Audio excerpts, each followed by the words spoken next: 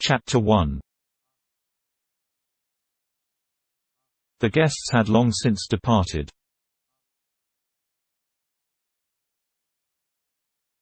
The clock struck 12:30.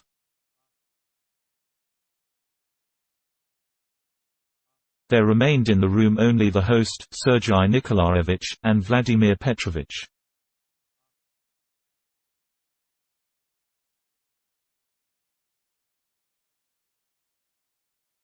The host rang and ordered the remains of the supper to be removed.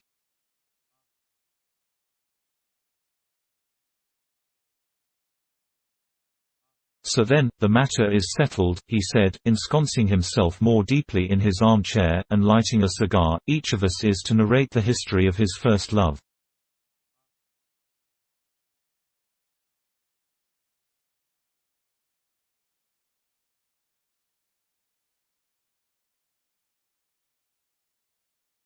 Tis your turn, Sergei Nikolaevich."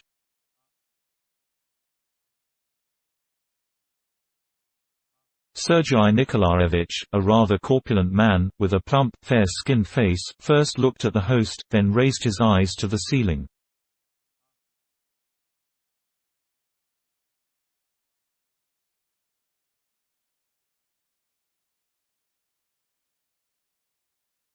"I had no first love," he began at last. "I began straight off with the second."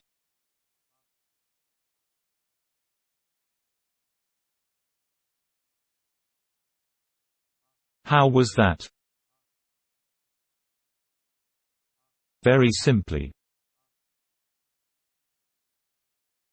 I was 18 years of age when, for the first time, I dangled after a very charming young lady, but I courted her as though it were no new thing to me, exactly as I courted others afterward.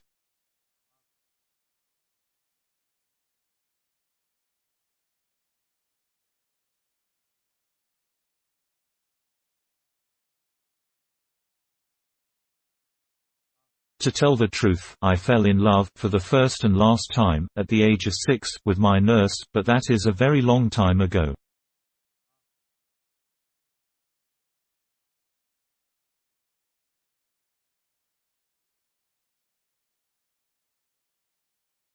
The details of our relations have been erased from my memory, but even if I remembered them, who would be interested in them?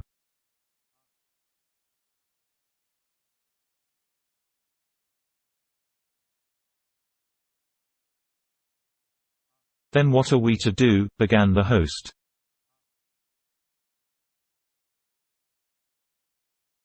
"There was nothing very startling about my first love either. I never fell in love with anyone before Anna Ivanovna, now my wife, and everything ran as though on oil with us. Our fathers made up the match, we very promptly fell in love with each other, and entered the bonds of matrimony without delay.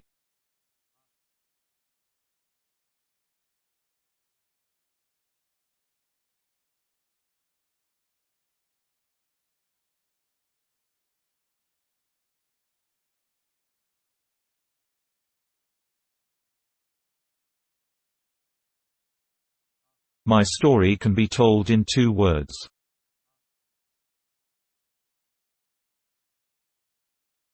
I must confess, gentlemen, that in raising the question of first love, I set my hopes on you, I will not say old, but yet no longer young bachelors.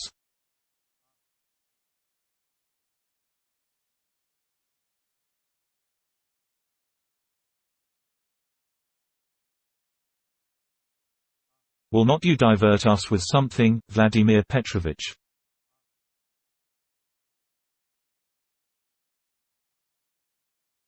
My first love belongs, as a matter of fact, not altogether to the ordinary category," replied, with a slight hesitation, Vladimir Petrovich, a man of 40, whose black hair was sprinkled with grey.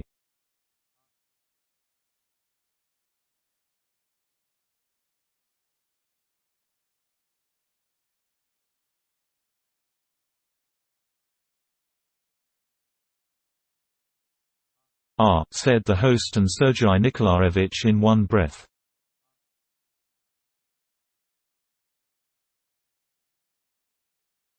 "So much the better. Tell us." As you like, or no, I will not narrate. I am no great hand at telling a story, it turns out dry and short, or long drawn out and artificial.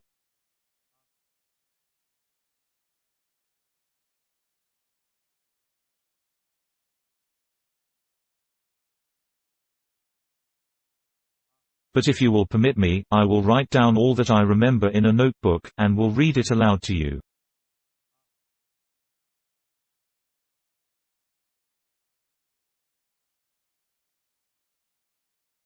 At first the friends would not consent, but Vladimir Petrovich insisted on having his own way.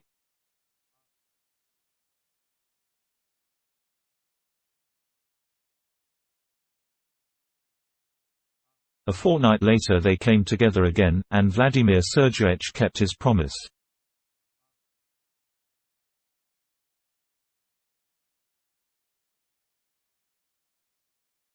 This is what his notebook contained. I was 16 years old at the time.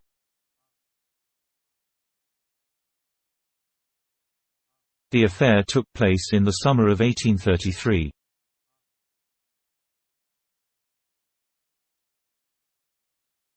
I was living in Moscow, in my parents' house.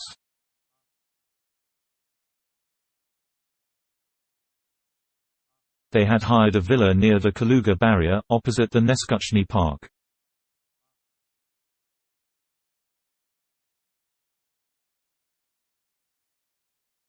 I was preparing for the university, but was working very little and was not in a hurry.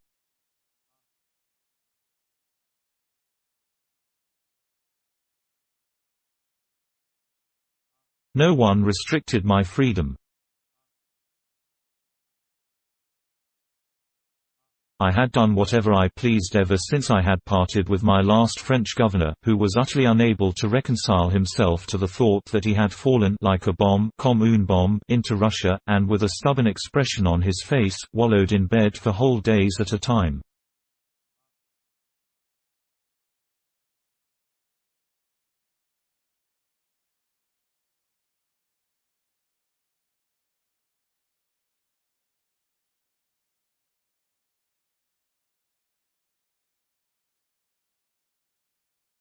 My father treated me in an indifferently affectionate way, my mother paid hardly any attention to me, although she had no children except me, other cares engrossed her.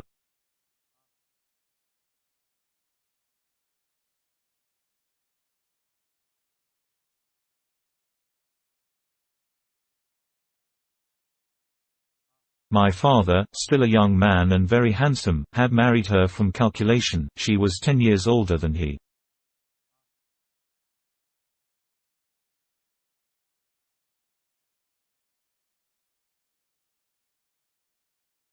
My mother led a melancholy life. She was incessantly in a state of agitation, jealousy, and wrath, but not in the presence of my father. She was very much afraid of him, and he maintained a stern, cold, and distant manner.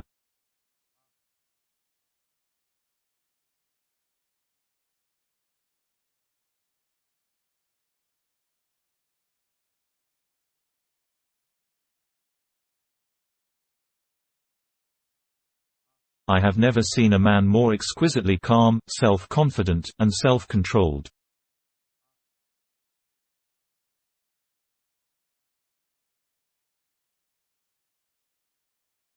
I shall never forget the first weeks I spent at the villa.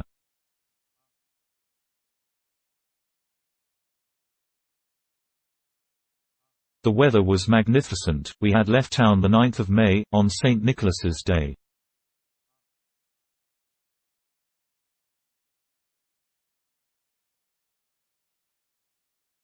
I rambled, sometimes in the garden of our villa, sometimes in Neskuchny Park, sometimes beyond the city barriers. I took with me some book or other, a course of Kaidanov, but rarely opened it, and chiefly recited aloud poems, of which I knew a great many by heart.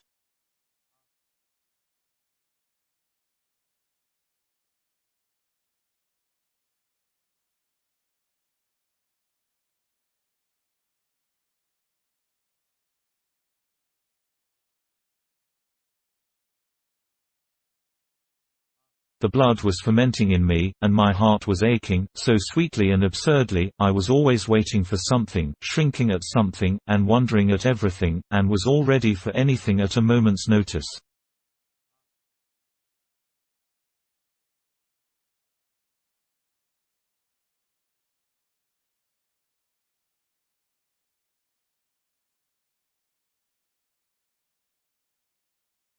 My fancy was beginning to play, and hovered swiftly ever around the selfsame image, as martins hover round a belfry at sunset.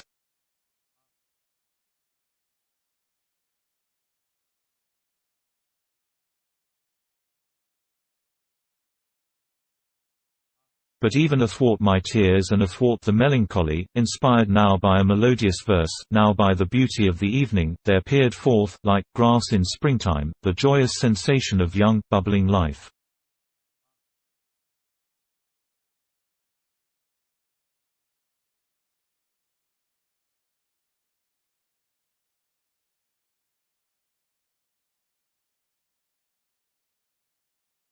I had a saddle horse, I was in the habit of saddling it myself, and when I rode off alone as far as possible, in some direction, launching out at a gallop and fancying myself a knight at a tourney, how blithely the wind whistled in my ears.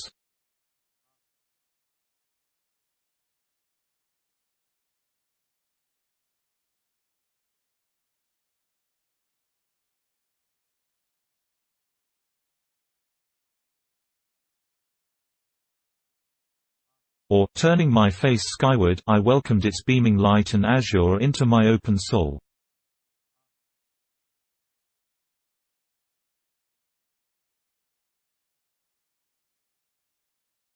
I remember, at that time, the image of woman, the phantom of woman's love, almost never entered my mind in clearly defined outlines, but in everything I thought, in everything I felt, there lay hidden the half-conscious, shamefaced presentiment of something new, inexpressibly sweet, feminine.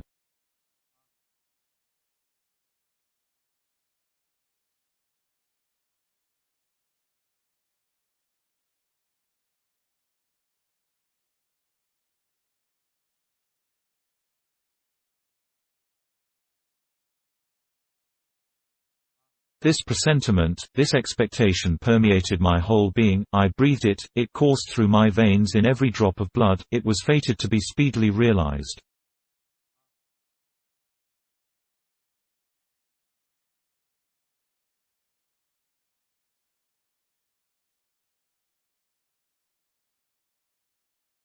Our villa consisted of a wooden manor house with columns, and two tiny outlying wings. In the wing to the left a tiny factory of cheap wall papers was installed.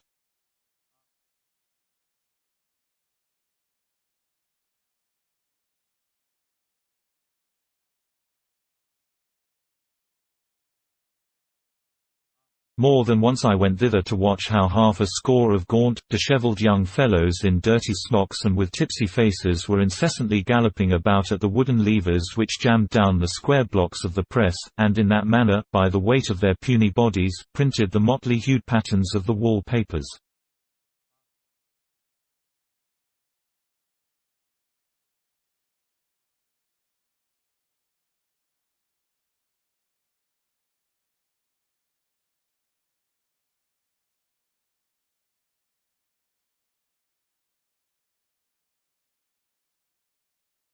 The wing on the right stood empty and was for rent.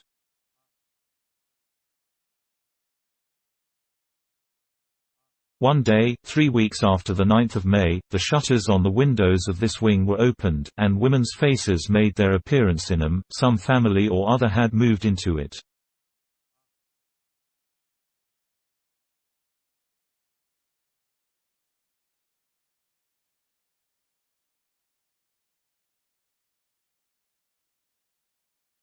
I remember how, that same day at dinner, my mother inquired of the butler who our new neighbors were, and on hearing the name of Princess Zasyakon, said at first, not without some respect,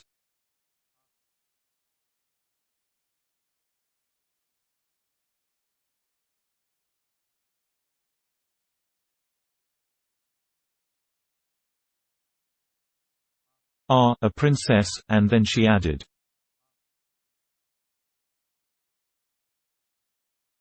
She must be some poor person. They came in 3 hired carriages, ma'am, remarked the butler, as he respectfully presented a dish.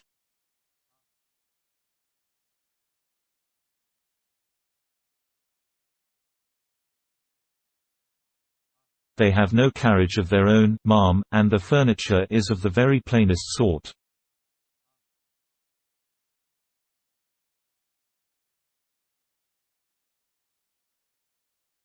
Yes, returned my mother, and nevertheless, it is better so.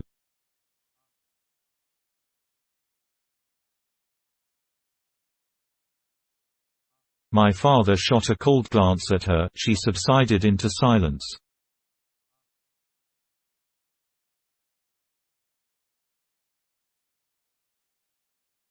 As a matter of fact, Princess Zasayakan could not be a wealthy woman. The wing she had hired was so old and tiny and low-roofed that people in the least well-to-do would not have been willing to inhabit it.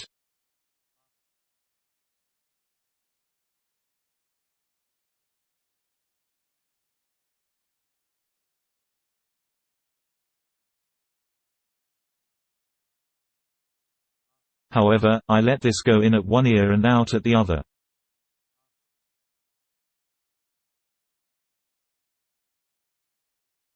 The princely title had little effect on me. I had recently been reading Schiller's The Brigands.